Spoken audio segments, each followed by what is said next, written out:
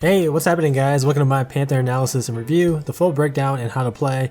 I'd have to say that this is the weirdest character that I've reviewed so far. I spent a lot of time labbing out rotations to see what's the best for her, and I think I finally reached a fair conclusion.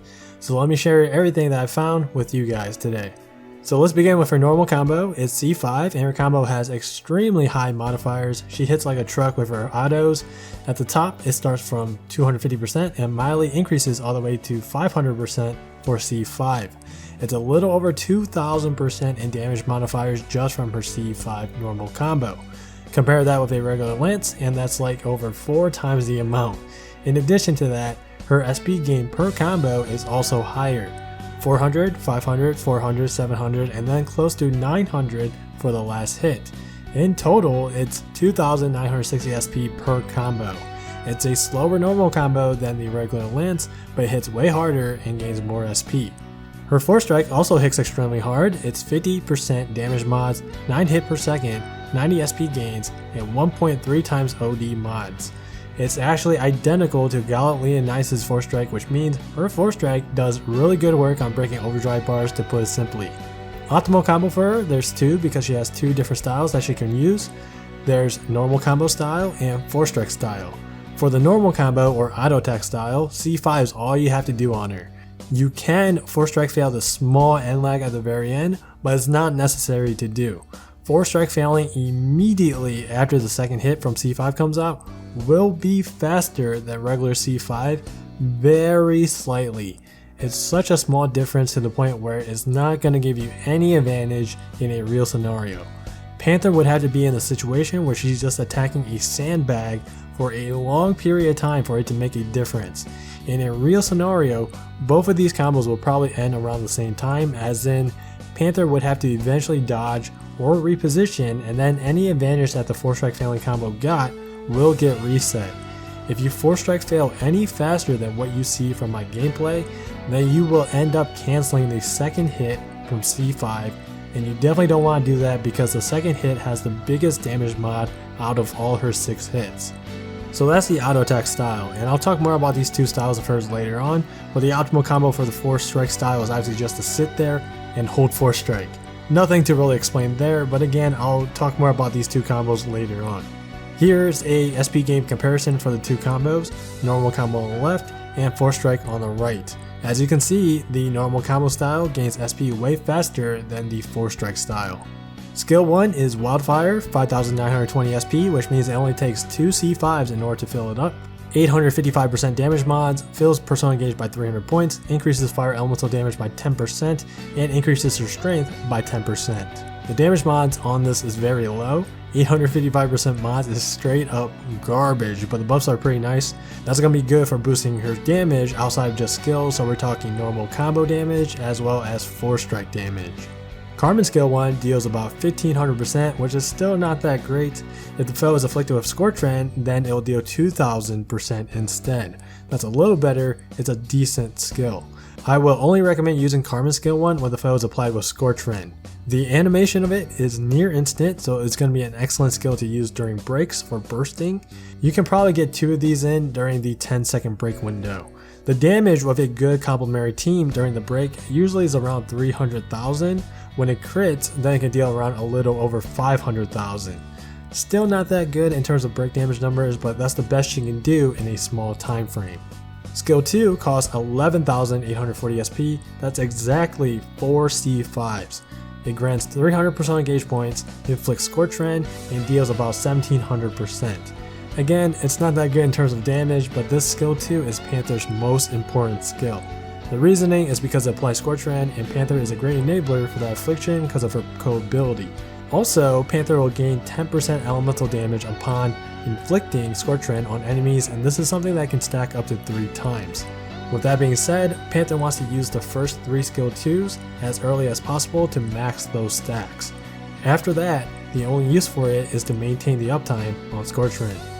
In Carmen form, skill 2 will deal about 1000%, reduces strength by 20% for 30 seconds, which is huge, and dispels 1 buff. If the dispel is successful, then it will lower the enemy's flame resistance by 5% for 30 seconds. Tons of support in one skill, but here's a problem with Panther skill 2 overall. She cannot maintain Scorch Trend from her regular skill 2 and the debuffs from her Carmen skill 2. She just can't. If you do one, then the other will get compromised, so I think Panther should still be used alongside an ally that can dispel for her. That way, Panther can focus on maintaining Scorch Trend and getting her 3 stacks. If you're doing Legend Volcaster and you reach Berserk mode, then Panther can go on dispelling duty. Legend Volk is immune to afflictions during Berserk, so Panther no longer has to use regular skill 2. She can transition to using Carmen skill 2 to apply that huge strength debuff for damage mitigation, and dispel Volk's strength buffs to apply that flame res down effect. Her co-ability is Scorch Trend Boost, increases the chance of inflicting and duration of Scorch Trend by 20%. So this will increase the duration of Panther's Scorch Trend by a few seconds. She can indeed maintain Scorch Trend all by herself as long as she doesn't use skill 2 in Carmen mode. It's an okay co-ability, but I don't think you'll use this that often as a backline. Even for Scorch Trend enablers, there's just better co-abilities to prioritize. The chain co-ability is Flame Dancer. It extends shapeshift time by 20%. Maybe a decent chain for Goblin Mim and Halloween Mim since most of their damage is coming from their dragon forms. However, Panther's co-ability is a wasted slot for them, so I think there's better things to run for the 2 Mims. Ability 1 talks about Carmen, Persona Gauge, and her unique Forcestrike. Sleep Res is Sleep Res, and her third ability I mentioned a little bit ago. It adds 10% elemental damage every time Panther inflicts Scorch Trend, and it can stack up to 3 times. Again, you want to get those 3 stacks ASAP so you output more DPS in the long run. Her AI is alright. She spams C5 when the foe is not in overdrive and switches to holding Forcestrike when the foe is in overdrive. As soon as a skill is filled, she will immediately summon Carmen. It doesn't really do a good job on maintaining Scorch Trend since it doesn't deactivate Carmen to use normal skill 2, and maintaining Scorch Trend is one of the reasons why you should even use Panther in the first place. So overall, I think it's alright, but the AI is kinda yikes. It's not as bad if you have other AI that can apply Scorch Trend, but I wouldn't rely on Panther's AI to do that for you. Alright, so how to play Panther. There's 2 ways to play Panther. There's normal attack style and Forcestrike style, okay? The normal combo style focuses on Panther's huge normal attack combo mods. You basically almost never Forcestrike in this style aside from moments where you need a Forcestrike such as Legend Volk's Berserk mode. Normal combo is a style that also utilizes a lot of Panther skills, mainly because she needs to fill her Persona Gauge to summon Carmen. Summoning Carmen is going to be very important for Panther because Carmen attacks alongside Panther whenever Panther normal attacks, so she'll add a lot of extra damage in when she's out. I practiced a lot of different rotations in Mercurial Gauntlet, and this is the best rotation that I found so far. I did this in Light Mercurial Gauntlet and not win, by the way, because when Roy goes into overdrive, he cleanses off Scorch Trend, so it's hard to demonstrate what's going on correctly. My Panther is also using a High Dragon tier 3 weapon, so that's why the numbers are so low, alright? So disregard that. So look here, at the start, you want to just spam skills to get Carmen out. It should take 4 skills minimum in order to do so. In the beginning, her rotation should be something like this. C5 until skill 1 is up, use skill 1 first. Next, skill 2 and skill 1 should fill at the exact same time. Use skill 2 to apply Scorch Trend, then use skill 1, use skill 1 again, and this should fill her Persona Gauge. Skill 1 and skill 2 should fill at the same time again. Use skill 2 to apply Scorch Trend, then transform into Carmen and use skill 1 to get her enhanced skill 1 effect.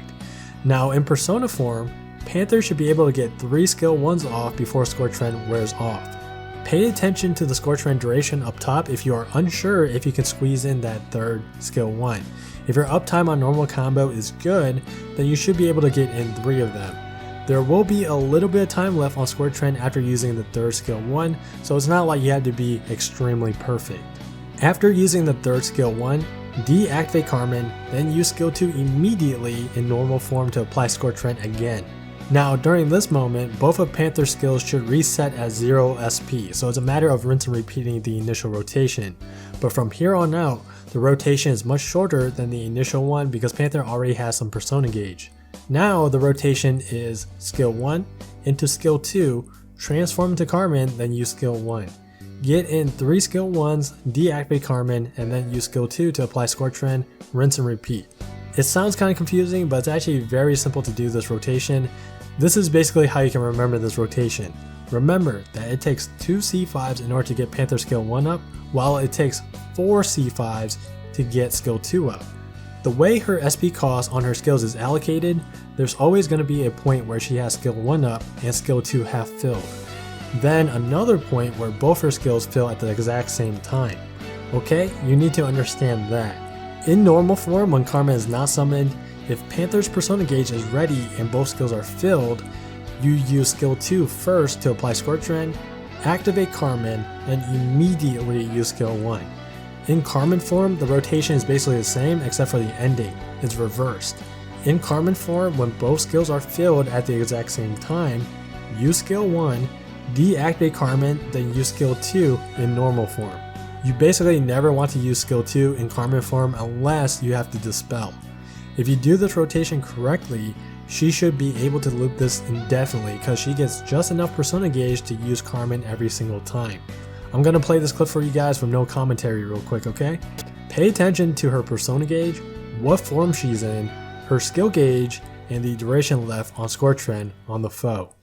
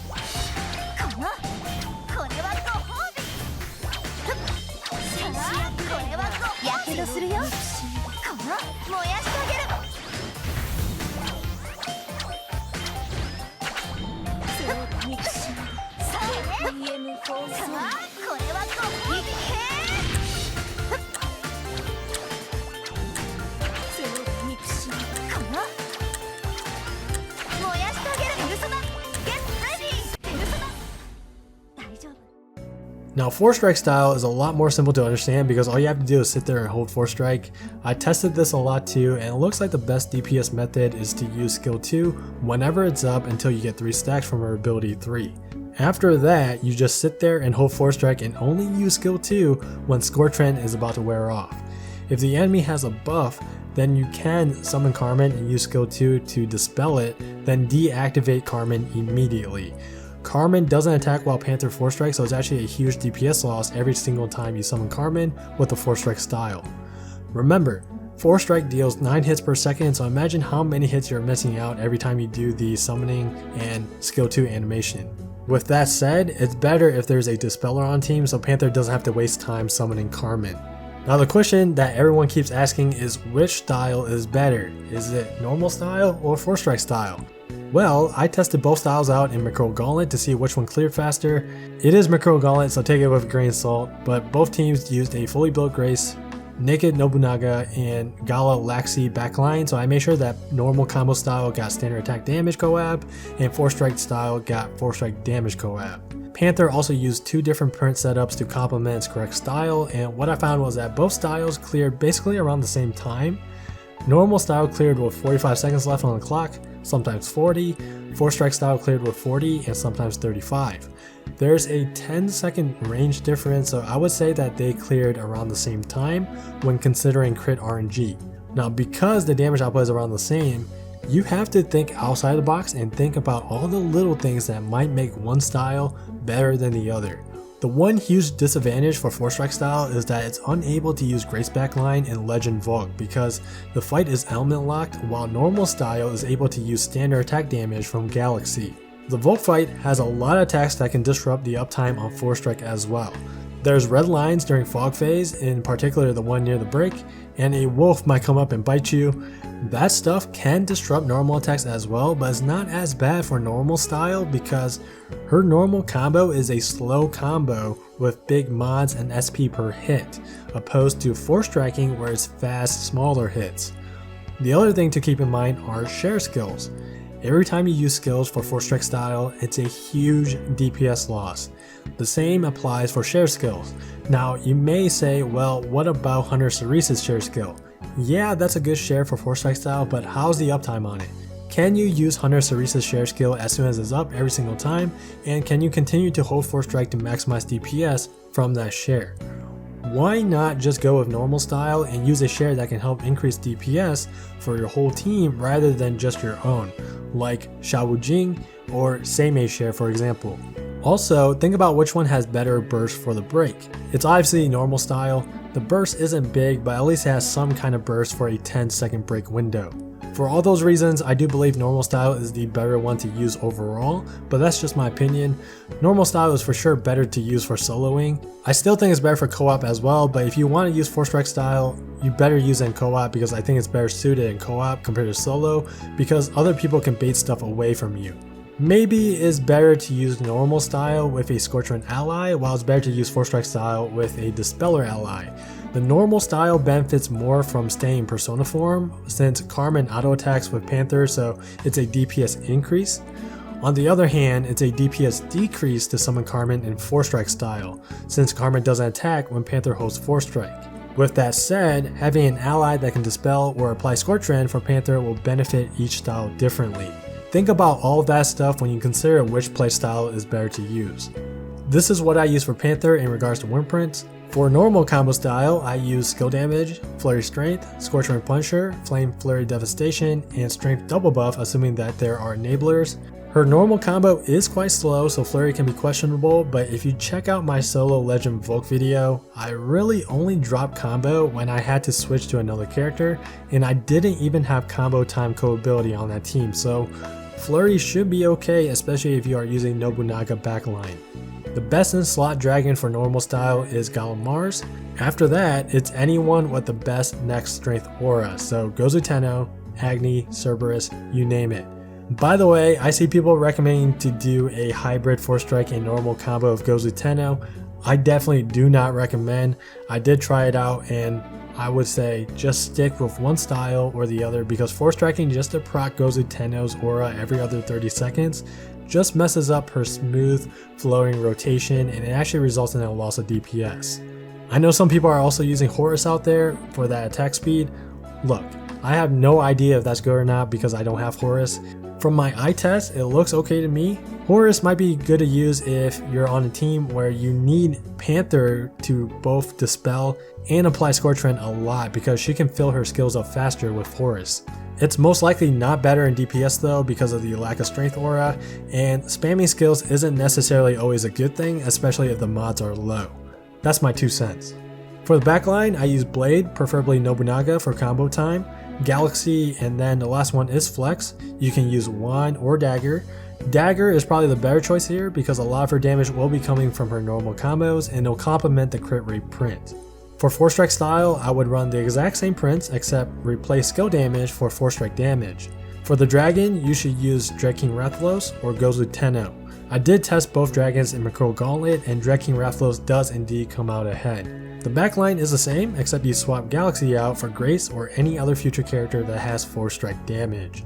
Overall, Panther is not that bad. She's better than I expected. She has a lot of utility in her kit so she can probably fit into a lot of different teams out there. Definitely not a meta character right now, but she's a decent character to use for Legend Vogue. She has all the tools needed to succeed in that fight. Even though she might not be able to help you speedrun through that fight, Her kit makes it really easy to clear because she has all the tools to get through all the phases. You know, she has Dispel and can maintain Scorch Fin. Her skills are very wide so she can take out multiple wolves easier. Then in Berserk phase, she has the insane Forcestrike mods to help tear down the Overdrive bar with ease. Also in Berserk, she has a huge strength debuff that can help mitigate damage. So yeah, overall I think Panther's a decent character, but definitely not one that I would worry about missing out on, especially considering that we probably won't get new flame content for a while.